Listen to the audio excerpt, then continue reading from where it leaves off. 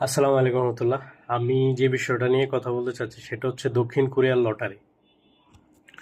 তো দক্ষিণ কোরিয়ার লটারি কিভাবে অ্যাপ্লাই করবেন, কিভাবে দক্ষিণ কোরিয়ার লটারি পাবেন, কিভাবে প্রসেস করবেন, সব কিছু আমি এই ভিডিওর মাধ্যমে তুলে ধরবো ইনশাল্লাহ।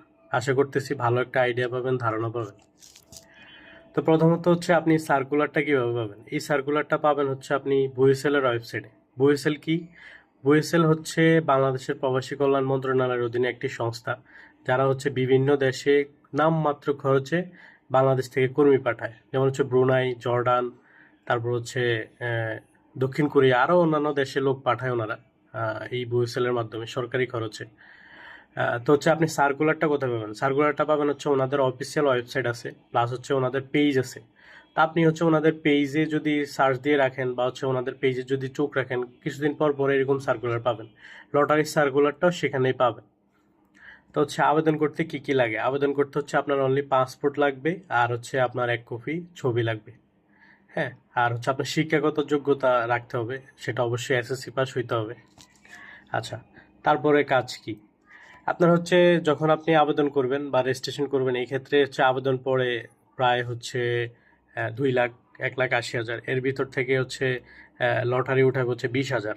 হ্যাঁ, যেহেতু গত 2 বছর ইউবিটি বন্ধ ছিল, মোটামুটি 1-2 বছর বন্ধ ছিল বলতে গেলে, কারণ হচ্ছে এই সরকার পরিবর্তন প্লাস হচ্ছে রাজনৈতিক কিছু কারণে হচ্ছে 2 বছর হচ্ছে ইউবিটি পরীক্ষা হয় নাই, বাংলাদেশ থেকে তেমন লোক যাইতেও পারে নাই।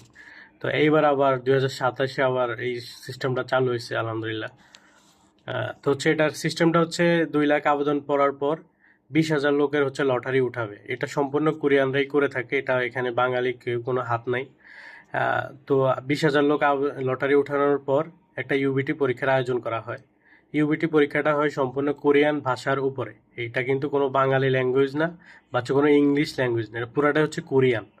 হ্যাঁ, তো আপনি যখন 20,000 লোক যখন লটারি পায়, লটারি পাওয়ার পর তাদেরকে একটা সময় সেট করে দেওয়া হয়, যেমন 2 মাস, 2.5 মাস। এই সময়ের মধ্যে উনি ভাষার একটা স্কিল অর্জন করতে হবে, দক্ষতা অর্জন করতে হবে। করার পর বুয়েসেলের অফিসে ইউবিটি নামে একটা পরীক্ষা হয়। সেটি হচ্ছে 20টি হচ্ছে আপনার এমসিকিউ, 20টি হচ্ছে মানে রিডিং এবং হচ্ছে লিসেনিং। রিডিং মানে রিডিং এমসিকিউ দেখে রিডিং রিডিং উত্তর দেওয়া, আর একটা হচ্ছে লিসেনিং এর মাধ্যমে উত্তর দেওয়া। এমসিকিউ আকারেই থাকে দুইটাই।